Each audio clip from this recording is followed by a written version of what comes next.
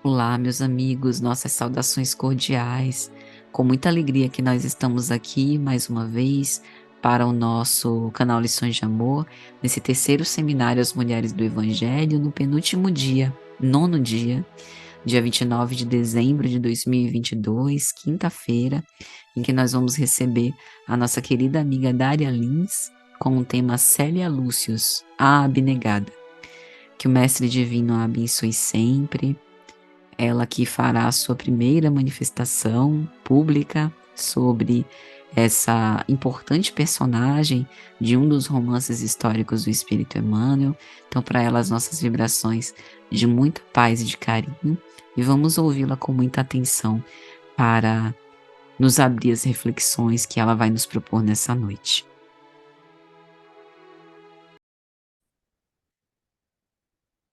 Olá, queridos amigos, nossas saudações cordiais. Hoje o tema da nossa abordagem será Célia Lúcius, a Abnegada. E esse trabalho foi todo concebido por Dária Lins, minha mãe. Ela leu a obra 50 anos depois, fez todas as notas da abordagem, da explanação. Estou com o roteiro dela em mãos e eu unicamente estou aqui doando a minha voz para fazer essa abordagem. Mas o mérito é todo dela, que fez todo o trabalho em si, né? E eu optei por não expor a imagem, né, apenas a voz, justamente para manter a imagem dela, para que esse mérito, né, possa ser atribuído e reconhecido. Então, vamos à abordagem. Há alguns pontos marcantes, segundo Dária pensou, sobre a personalidade de Célia Lúcius que valem a pena a gente definir. O fato dela ter perdoado todas as pessoas que a prejudicaram, o fato dela não ter se defendido em nenhum momento, a sua abnegação, o seu devotamento, o desapego de Célia, a sua dedicação, o fato de não procurar satisfazer os seus próprios interesses, de ter abraçado a causa religiosa, de ter se entregado a cuidar dos desvalidos até os últimos instantes da sua vida, de ter se passado por homem, numa época quando seria impossível ela ter realizado tudo isso como mulher, e impressionante como ninguém descobriu, ninguém desconfiou, o fato dela ter assumido os cuidados de duas crianças como se fossem seus filhos legítimos, o fato dela ter acatado, aceitado todos esses desafios. A história do livro se passa em Roma, no século II depois de Cristo. E agora a gente vai falar um pouco dessa história. Célia foi patrícia romana, filha de Ovídio Lúcius, neta de Quinéio Lúcius. Célia foi passar alguns dias com o avô, Quinéio Lúcius, no dia seguinte, e ele a levou para oferecer sacrifícios aos deuses e visitar os edifícios religiosos.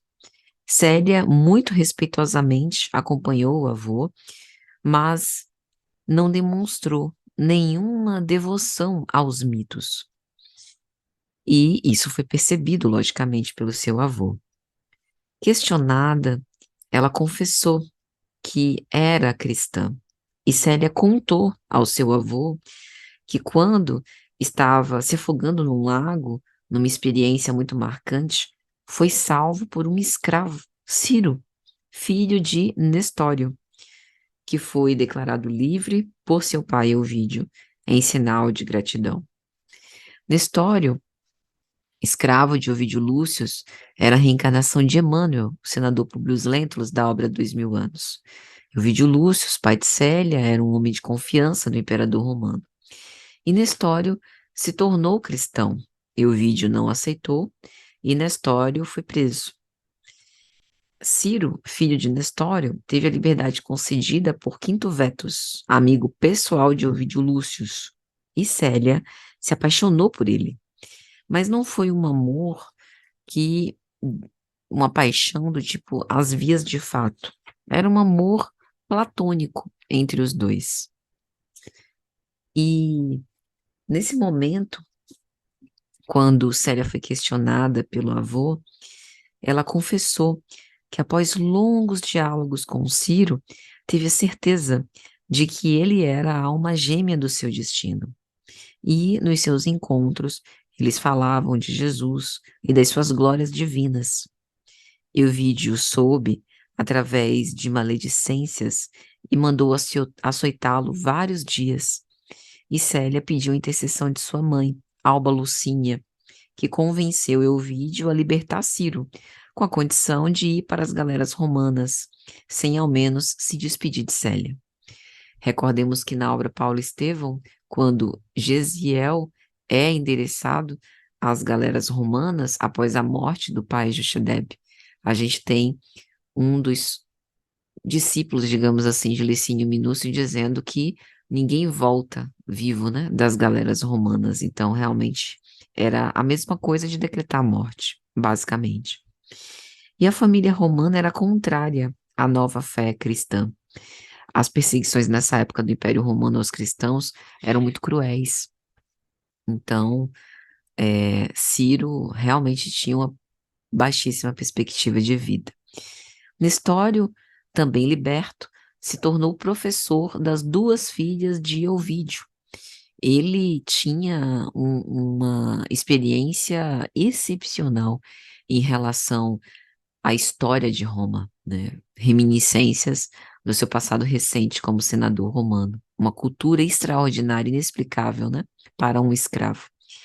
E à noite, Nestório costumava procurar os companheiros cristãos nas catacumbas, onde os cristãos se reuniam em preces fervorosas.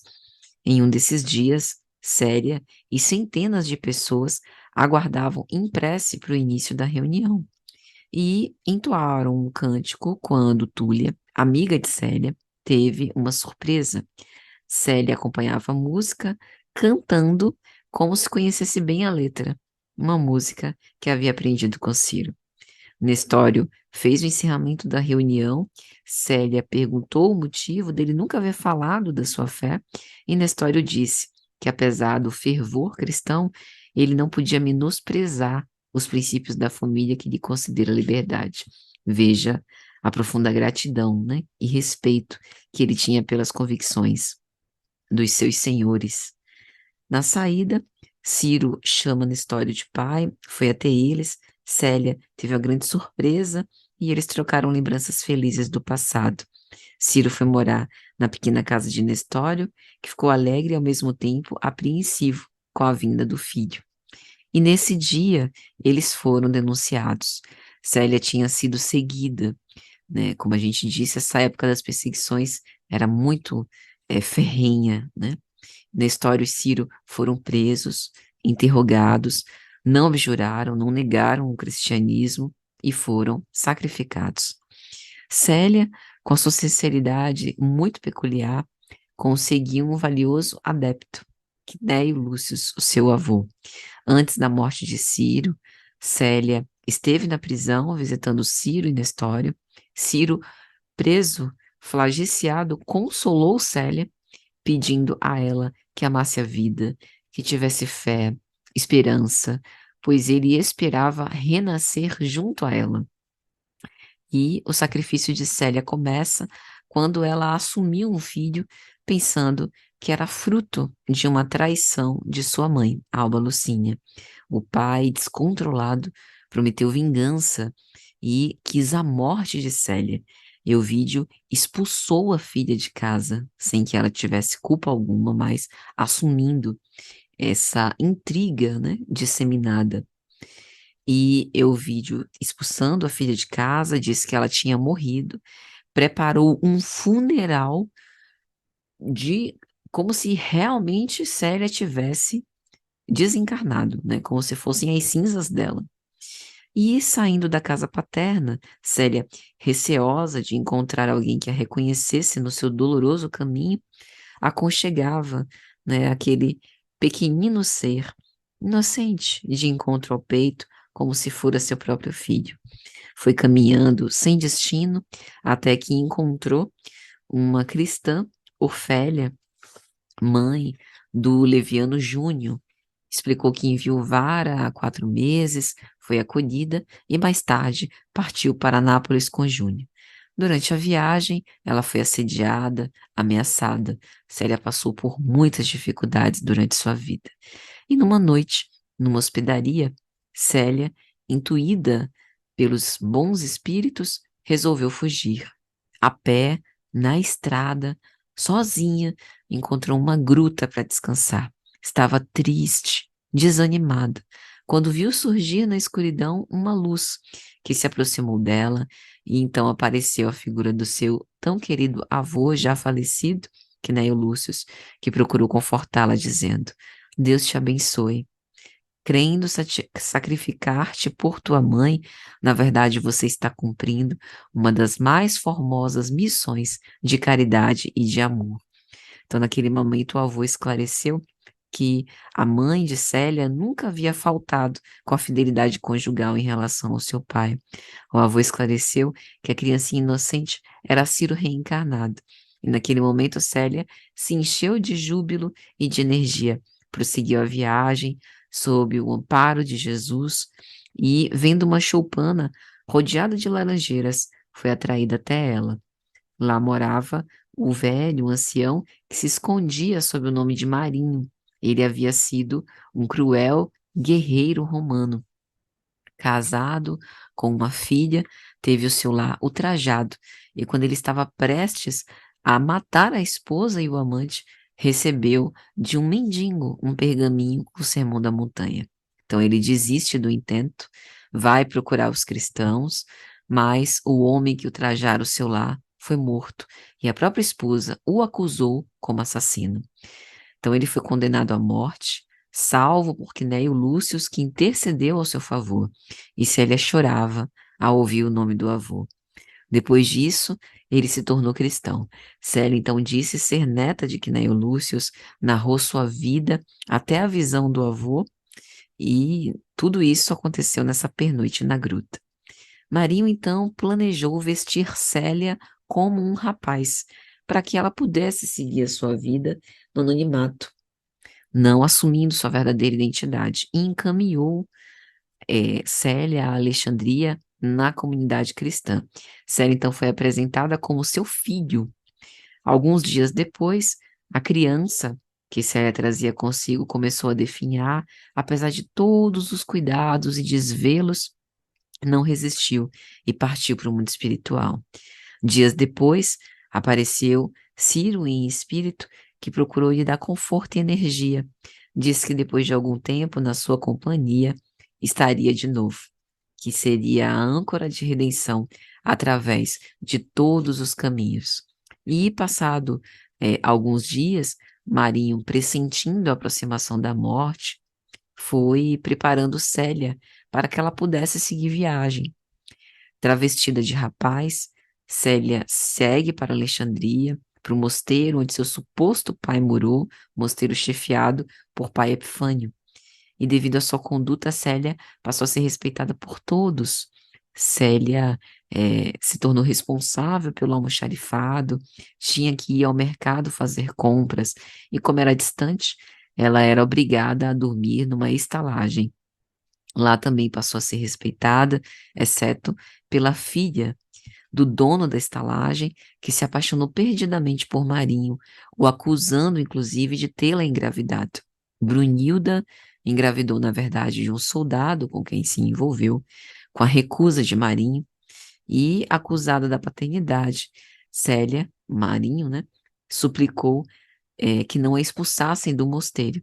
Pediu para morar num casebre no horto, para trabalhar diariamente. Epifânio não queria, mas todos concordaram e ela então ficou. Célia desenvolveu um trabalho lindo, cuidava dos necessitados e o seu casebre sempre era visitado. E aí se passaram 10 anos desde que Célia havia sido expulsa de casa. Certo dia, toda a trama sórdida foi relatada, confessada por Artélia. E após a morte de Alba Lucínia e Ovídio, analisando todos os sacrifícios de Célia para proteger a família, resolveu recorrer, percorrer, né, todas as cidades à procura da sua filha, sem sucesso. Passado um ano, retornou a Roma, onde recebeu a visita de um amigo que confessa a sua fé cristã, que lhe daria um grande conforto. Ovídio então aceita o convite, vai a uma reunião. Lá, conhece um jovem pregador que falou sobre o irmão Marinho. Ovídio, então, se interessou e perguntou se esse irmão recebia qualquer pessoa e se animou em visitá-lo, já que as referências do amigo lhe devolveram a esperança de poder aliviar o peso dos seus remorsos. Quanto ao irmão Marinho, a nossa Célia, o sofrimento e a saudade lhe modelaram as feições angélicas, como vai dizer Emmanuel na obra. Um dia, Célia via aparecer a viatura do seu pai. Ovídio se acomodou com os outros assistentes sofredores. Célia continuava a preleção com muita emoção na alma e Ovídio estava impressionado. Ele que chegou ali fraco e desanimado, ao ouvir aquelas lições vivas do cristianismo, encheu-se de ânimo e, emocionado, começou a chorar silenciosamente. Todos se foram, com exceção de Ovídio, que se aproximou e disse: Irmão Marinho, eu sou um pecador desencantado do mundo. E com humildade sincera, pedia mais ensinamentos, e Célia lhe ofereceu o que tinha de melhor: hospedagem. Ovídio aceitou, eles conversaram longamente sobre o Evangelho. E por fim, muito emocionado, Ovídio narrou toda a sua história, dizendo que nunca a havia contado a ninguém. Célia chorava, tinha um ímpeto de se revelar, mas algo a impedia. Inspirada, ela estimulou a dar toda a sua afeição aos desamparados, lembrando a ele as lições de Jesus, que ele devia fazer a caridade material e que isso o levaria ao conhecimento da caridade moral. E à noite, Célia chorava, pedindo ao avô que esclarecesse naquela hora. Sorrindo, o avô em espírito aparece a ela e disse que a revelação da identidade naquele momento não seria recomendável. Pela manhã, então, Célia levou o pai para conhecer o horto e Ovídio ficou impressionado com toda a organização que viu, né? Ovídio, então, retorna a casa com um outro homem, dizendo que doravante separaria parte dos bens que cabia à sua filha Euvídia e o restante iria utilizar de acordo com a nova crença. O primeiro ato foi libertar todos os escravos de sua casa. Dispôs da maioria dos bens às obras beneficentes, abandonou o ócio social, passou a visitar os necessitados em suas terras, assumiu a direção de vários serviços rurais nos métodos ensinados pelo irmão Marinho.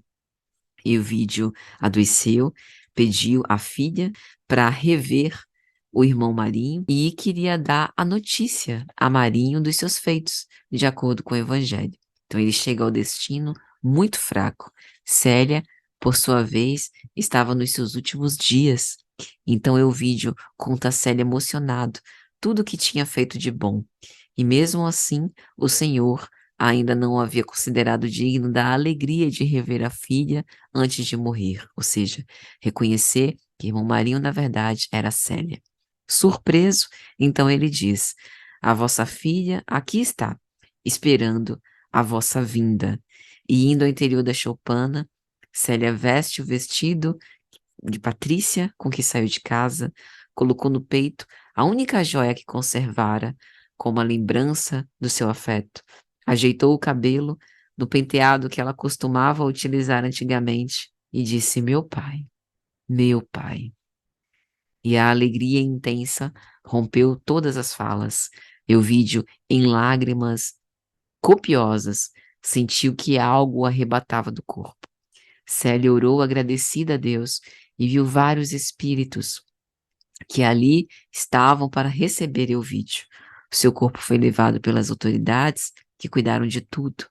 Quando a liteira fúnebre desapareceu na estrada, Célia iniciou também a sua passagem para o além. Recolhida ao mosteiro, nos dias que se seguiram, todos foram visitá-la. Vendo-se aproximar do fim, Célia pede a Epifânio, com última vontade, que lhe fosse permitido assistir às crianças da escola. Elas rodearam o leito e cantaram o hino do entardecer, e assim Célia, em espírito, deixou seu corpo nos braços do seu avô, Cneio Lúcius, de Nestório e do seu amado Ciro. Os religiosos do mosteiro, para os funerais, viram que o caluniado irmão era, na verdade, uma virgem cristã, enquanto todos caíram em prantos de arrependimento. Célia teve um funeral real. Então, a gente nota, né, dessas anotações de Dária, resumindo assim de uma forma impecável e impressionante, né, essa história cheia de histórias, cheia de detalhes, essa obra de arte de abnegação e devotamento, que tem por base essa humildade de, por vezes, esquecer das próprias dificuldades, passar por cima, né, da própria identidade, ocultar-se, a fim de dedicar-se a um ideal sublime, não obstante todo o sofrimento de ter saído de casa, o sofrimento de estar sozinha, mas ao mesmo tempo de sentir, né, que Deus esteve sempre com ela em todos os momentos.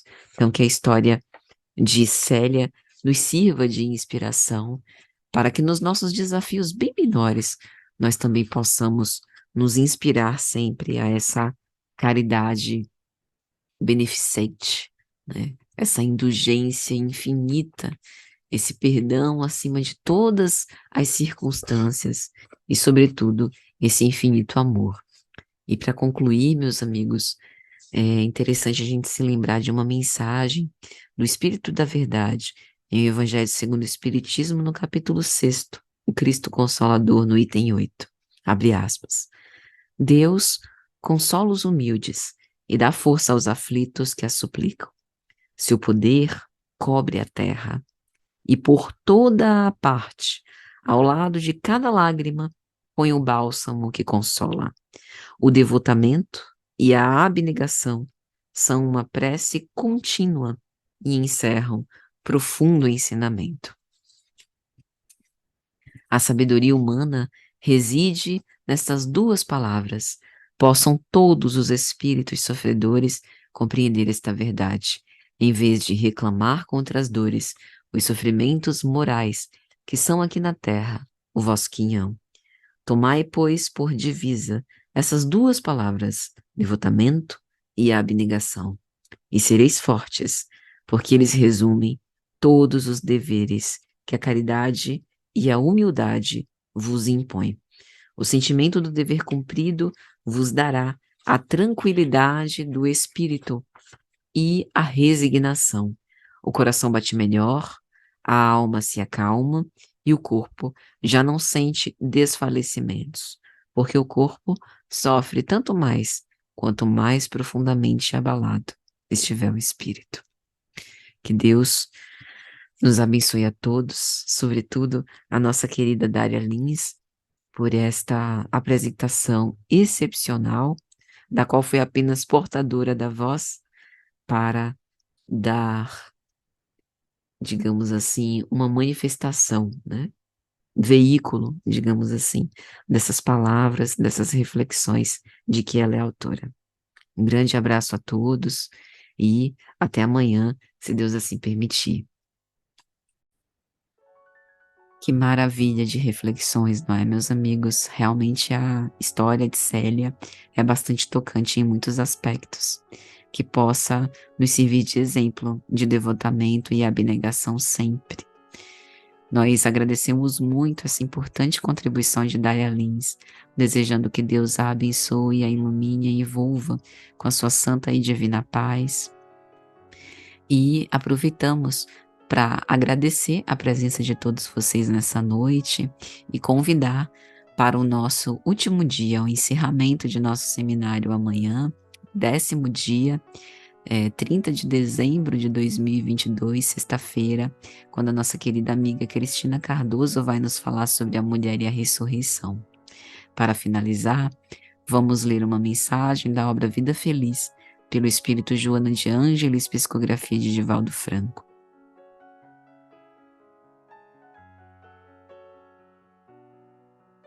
Quando desconheceres um assunto, confessa a tua ignorância a seu respeito. Não tens obrigação de saber tudo, de estar informado sobre todas as coisas. Questão de apreço é a honestidade de quem reconhece os próprios limites. E mesmo que estejas inteirado da informação que alguém te dá, ouve-a com paciência. Terás ensejo de conferi-la com as notícias que já tens, enriquecendo mais o teu conhecimento ou corrigindo-o. Uma pessoa que parece muito bem informada, às vezes tem somente um conhecimento superficial, aparentando mais do que sabe. Quem sabe ouvir, lucra sempre. Senhor Jesus, nós te agradecemos pelo teu amor, por tua bondade e tua misericórdia hoje e sempre. Auxilia-nos nesse desafio que é escutar, sem preconceito e com abertura, nas nossas relações mais íntimas e onde quer que a gente vá. Mantém-nos a fé, a esperança, a caridade, para que possamos perseverar cada vez mais. Que o Senhor nos abençoe e nos ilumine a todos. Que assim seja. Grande abraço, gente. Até amanhã, se Deus quiser.